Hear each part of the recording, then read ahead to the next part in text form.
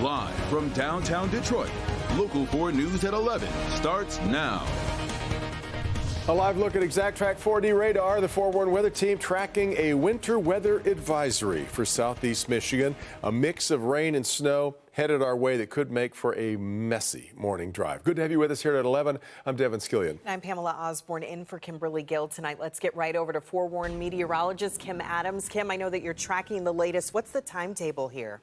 Well, it's going to come between 6 and 8 a.m. tomorrow. If you're on the east side, it's a little bit later at the tail end of the morning commute.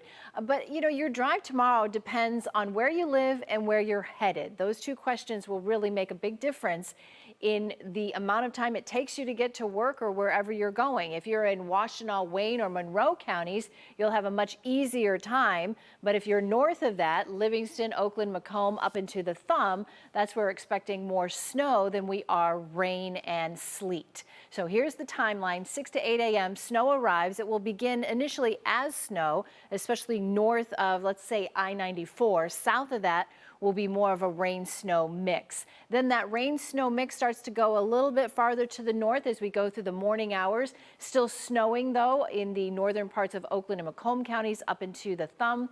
And then between 1 and 2 o'clock, it changes over to all rain before coming to an end. Now, this is not a huge system, but it could dump some pretty significant snow in a short period of time. We're talking about 2 or 3 inches just within a couple of hours, again, in those northern counties. So this is a bigger problem for the Thumb than it is for us here in southeast lower Michigan. But as we've seen with several of these events, it only takes an inch or two to really snarl up that morning commute. So I'll show you that rain snow line. It'll kind of break it down and put it into perspective for you. Temperatures right now are in the upper 20s, so tomorrow morning we will be below freezing, which will add to the slippery roads. Thank you, Kim. The forewarned weather team will be watching the forecast overnight to give you the most accurate information for when you wake up in the morning. So join us starting at 4:30 a.m. for the very latest. We'll be sure to bring you any school closing. Plus, Darnell Blackburn will be watching the roads for you with time saver traffic. And we want to remind you, if you see or hear about any weather-related problems, from power outages to road issues, send us that information to our help desk. We would love to see if we can help.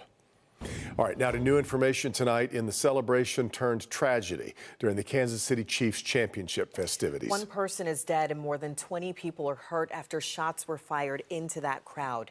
The shooting happened at a rally outside Union Station. An estimated 1 million people were in downtown Kansas City for the parade and the rally to mark the Chiefs' repeat championship win. One person was killed, a mother, and 2 identified by her radio station as a DJ. At least 22 people were hurt, including several children. 3 people have been detained. Closer to home, a 10-year-old boy was left behind in the school office after everybody else went home for the day. Happened Monday at Abbott Elementary in Ann Arbor. As Jacqueline Francis shows us, the boy's mother said her son was in the office for a stomach ache and was forgotten about when it came time for dismissal. Jacqueline. The boy tells us that he took a nap in the office and that when he woke up, everyone was gone. Now, luckily, he is okay and his parents were quick to find him, but the family says they want some accountability here. I was scared because I didn't have nobody with me. I didn't have my parents with me. This is 10-year-old Jaquan, a 4th grade student at Abbott Elementary in Ann Arbor. He says on Monday he went to the office with a stomach ache. They had him lie down, and when he woke up, the office was dark, the door was locked, and everyone was gone. Nobody was in there to wake me up or anything. His mom, Shaquana Leverett, is furious, saying she panicked when her son didn't get off the bus Monday after school. She sent her fiance to the school to look for him. Luckily, he was able to get in through the after-school program. Someone inside said they had seen Jaquan earlier in the office. So they went to the office and started banging on the door, and it was locked and dark and closed because everybody was gone for the day because it was dismissal. They said the janitor did not have a key to the office, only the principal did. They ended up finding my son walking out the library from the office. Jaquan's mother wants answers. I feel like they failed me and my fiance as keeping my kid safe, as well as, leaving him there locked in the dark, not even checking on him. And he went to the office because he had a tummy ache, and they did not even call me on that. Jaquan's mother tells us when she called the school the next day, the principal was very apologetic and took full responsibility. The district itself tells us there is an investigation into the incident and that they do not comment on ongoing investigations. Reporting in Ann Arbor, Jacqueline Francis, Local 4. All right, Jacqueline. In the end, a mayoral veto was upheld in Westland tonight, but bad feelings certainly going to persist between the council and the mayor. At issue, who to appoint to a vacancy on the Westland City Council. As Mara McDonald shows us, one thing everyone could agree on is that they like and they respect the man who's caught in the middle of all this. His name is Delano Hornbuckle, and I will tell you what everybody here at Westland City Hall could agree on is that he's a great guy and he's capable, but it still doesn't mean he's going to be sitting on the city council. Let me explain. It was great. You know, my whole mission was to be for the younger me. You know, the young Delano that grew up needed someone to inspire them to do great things. Back in January of 2023, Westland City Council had a vacancy. Delano Hornbuckle, a local businessman, was appointed to fill out the term. He then ran for the seat in the November general election, but he lost by about 2,000 votes. Fast forward to now. There's another vacancy, and Hornbuckle wanted to be reappointed. 4 of his old colleagues voted yes, 2 no, and he thought he was back on council until new Westland Mayor Kevin Coleman vetoed his appointment, sending out this statement which basically says reappointing him after just losing an election is not a good look. The majority of council is furious and resentful. For Delano to be a collateral damage or a chess piece in a political, in my mind, a political setup, I find it hard to believe that we're rewarding other people who lost the election. However, we can't have him up here and join us on this dais. But tonight, after trying to overturn the mayor's veto, having received 4 affirmative votes, the motion fails. Which means the process to appoint someone starts again. But Council President Mike McDermott worries fighting with the administration threatens to derail anything getting done. Nobody wants to work with anybody. Nobody trusts anybody. That's a hell of a problem to have.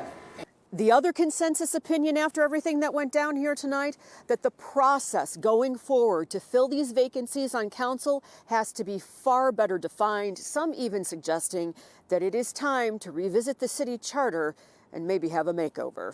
We're in Westland. I'm Mara McDonald, Local 4. Okay, Mara. New at 11, the National Republican Committee says it would recognize former Congressman Pete Hoekstra as the chair of the Michigan Republican Party.